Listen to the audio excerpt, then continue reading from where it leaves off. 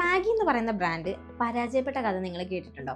കേട്ടിട്ടില്ലെങ്കിൽ ഞാൻ പറഞ്ഞുതരാം. നെസ്ലെ ആദ്യമായിട്ട് മാഗി ഇന്ത്യയിൽ ഇൻട്രൊഡ്യൂസ് ചെയ്ത സമയത്ത് അതൊരു അട്ടർ ഫെയിലിയർ ആയിരുന്നു. സോ ഈ ഒരു ഫെയിലിയർ ആയതിൻ്റെ റീസൺ അറിയാൻ വേണ്ടിയിട്ട് ഇവരുടെ മാർക്കറ്റ് റിസർച്ച് ടീം ഒരു സ്റ്റഡി നടത്തി. ആ സ്റ്റഡിയിൽ അവർക്ക് മനസ്സിലായത് മാഗി ഇന്ത്യയിൽ ഇൻട്രൊഡ്യൂസ് ചെയ്തത് ഒരു ലഞ്ച് ടൈം ഐറ്റം ആയിട്ടായിരുന്നു. ഇന്ത്യയിലെ ആൾക്കാർക്ക് നമുക്കറിയാം, നമുക്ക് ഉച്ചയ്ക്ക് ചോറും കറികളൊക്കെ കൂട്ടി രാജാവിനെ പോലെ കഴിക്കാനാണ് താല്പര്യം.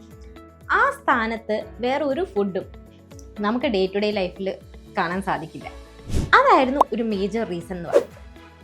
ഈ കൂട്ടത്തിൽ അവർ മറ്റൊരു കാര്യം കൂടെ കണ്ടെത്തി. വീട്ടമ്മമാർ അവർ ഡെയിലി രാവിലെ ഹൗസ് ഹോൾഡ് വർക്ക്സ് ഒക്കെ ചെയ്തിട്ട് ബ്രേക്ക്ഫാസ്റ്റ് ഉണ്ടാക്കി ഉച്ചയ്ക്ക് ലഞ്ചും കറികളൊക്കെ ഉണ്ടാക്കിയിട്ട് ഒന്ന് റെസ്റ്റ് എടുക്കുന്ന ടൈം ആകുമ്പോഴത്തേക്കും 4 മണി സമയമാകുമ്പോഴത്തേനും കുട്ടികൾ സ്കൂൾ വിട്ട് വരും.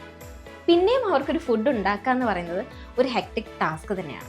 അപ്പോൾ അവർക്ക് മനസ്സിലായി ഈ മാഗി എന്ന് പറഞ്ഞ പ്രൊഡക്റ്റ് ഏറ്റവും റൈറ്റ് ആയിട്ട് ഫിറ്റ് ആവുക ഒരു 4 മണി പ്രൊഡക്റ്റ് ആയിട്ട് ഇൻട്രൊഡ്യൂസ് ചെയ്യുമ്പോഴായിരുന്നു. അങ്ങനെ അവർ ഇതൊരു 4 മണി സ്നാക്കായിട്ട് ഇൻട്രൊഡ്യൂസ് ചെയ്തു.